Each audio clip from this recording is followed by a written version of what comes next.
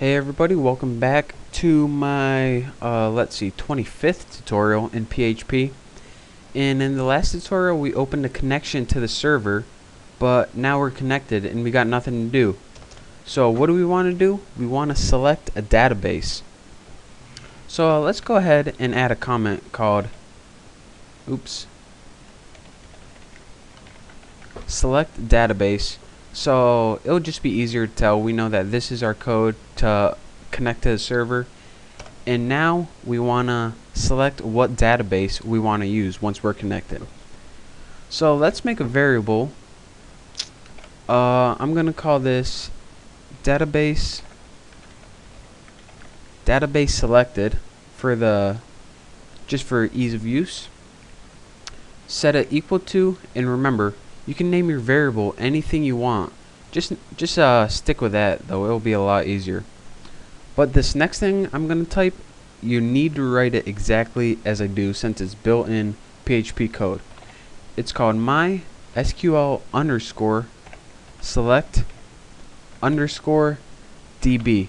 And what this does is the built-in PHP code to have MySQL select a database.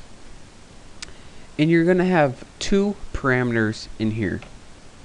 The first parameter that you want is the database itself.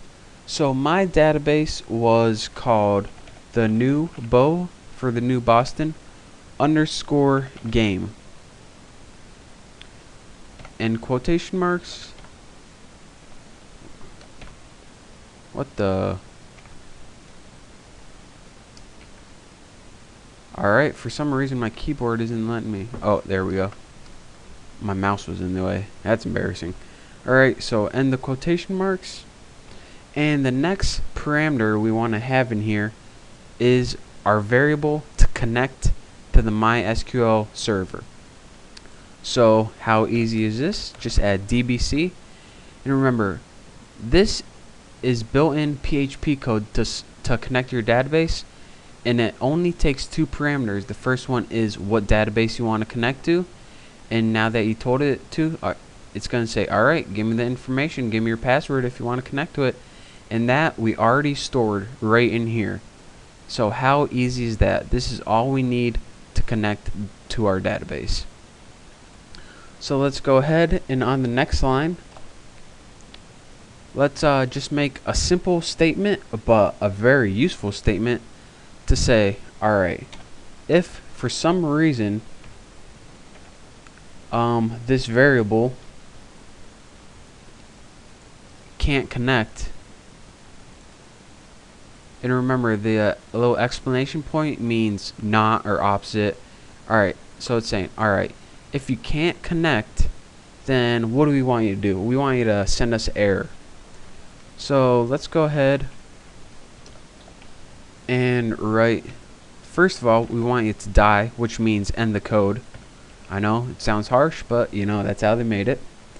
First of all, we want you to die, and we also want you to send us the message can't connect. And then after that, we want add a period, and that means it's like a plus sign in JavaScript. Just add MySQL error. And this MySQL error, you need to type it. This is another built-in code that comes right with PHP, that if there are any MySQL errors, then it's going to output it on the screen for you. So actually this if statement and this if statement right here, these two, hopefully we have to never use them at all. So hopefully we don't get any errors. What these do, only if these variables aren't working for some reason, they're going to tell us what the error is. So if you want to leave these out for now, that's fine, but if something goes wrong, you're never going to know what it is. So I highly suggest putting them in. So now to overview real quick, let's save this. We made a variable that connects us to the database. Pretty much this is just all of our information, and we're going to say, alright, if you can't do this, then end the code because there's no sense of running it, and tell us what the problem is. And this down here, this is our moneymaker right here. We say, alright, connect to the database, this one right here, and then it says, alright, I'm not going to let you in until you tell me the password and your username. And we says, oh, we already got it right there. But if you can't do that for some reason, then end the code and tell us what the error is. So here's all the code one more time. Make sure you have this type exactly as I do, but use your username and password.